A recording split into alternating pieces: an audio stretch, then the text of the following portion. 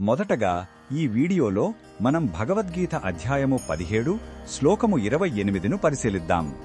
ఈ శ్రద్ధాత్రయ విభాగ యోగము అనే అధ్యాయానికి ఇది ముగింపు శ్లోకం. ఇందులో శ్రీకృష్ణుడు శ్రద్ధ యొక్క ప్రాముఖ్యతను నొక్కి చెబుతూ అన్ని కర్మలకు మూలం విశ్వాసమే అని స్పష్టం చేస్తున్నాడు. మొదటగా ఈ పవిత్ర శ్లోకాన్ని భక్తితో విందాం.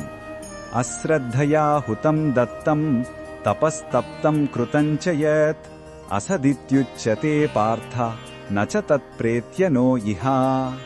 ఈ శ్లోకం అర్థం ఏమిటంటే, ఓ అర్జున, శ్రద్ధ లేకుండా అంటే నమ్మకం లేకుండా చేసే యజ్ఞం, దానం, తపస్సు లేదా మరే ఇతర కర్మ అయినా దానిని అసత్ అని అంటారు.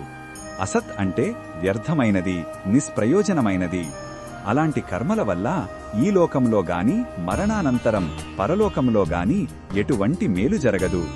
చేసే పని ఎంత గొప్పదైనా దాని వెనుక మనస్ఫూర్తి అయిన నమ్మకం లేకపోతే అది కేవలం ఒక భౌతిక చర్యగా మిగిలిపోతుంది తప్ప ఆధ్యాత్మిక ఫలాన్ని ఇవ్వదు.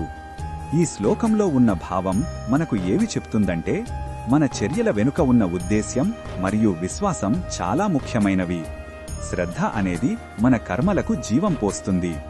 నమ్మకం లేకుండా చేసే దైవ కార్యాలు కేవలం ప్రదర్శన కోసం చేసినట్లవుతాయి.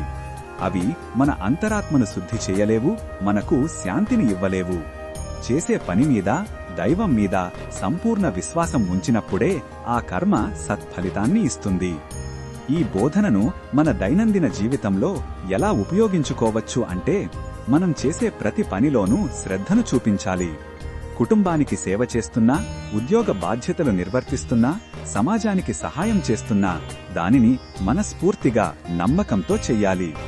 ఏదో మొక్కుబడిగా కాకుండా చేసే పని యొక్క మంచి ఉద్దేశ్యాన్ని నమ్మి చేస్తే ఆ పని మనకు సంతృప్తిని, ఆనందాన్ని ఇస్తుంది.